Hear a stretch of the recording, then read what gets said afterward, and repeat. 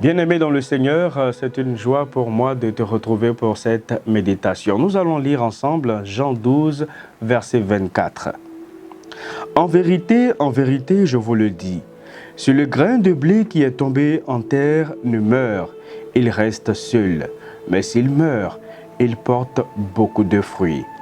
Jean 12, verset 24. Nous l'avons intitulé « Si le grain ne meurt ». Un jardin ne donne pas ses plus belles couleurs du jour au lendemain. Il faut d'abord acheter des graines. Il faut ensuite les cacher dans la terre. Et au bout de quelques semaines, les graines auront donné de magnifiques fleurs. Vous voyez comment la nature est étonnante. Les graines, pour croître et donner naissance aux beautés de la nature, doivent d'abord mourir. La petite Liliane a justement servi sa maman au jardin. Elle la regarde semer des graines. Un petit trou, une ou deux graines par-ci.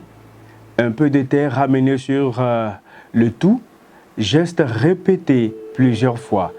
Et là, elle ne comprend pas. Comment peut-on faire exprès de perdre des choses dans la terre? Maman est retournée à la maison, Liliane reste dans le jardin et réfléchit. Elle se dit qu'il faut réparer l'erreur de maman. Elle ne peut admettre cette perte. Au bout d'un moment, elle se précipite dans la maison et s'écrie « Regarde maman, les graines, heureusement, je les ai toutes retrouvées. » Quelle chose étonnante! Pour avoir 100 graines, il faut d'abord en perdre une. Pour avoir de belles fleurs, il faut d'abord enterrer des graines. Nous y sommes habitués.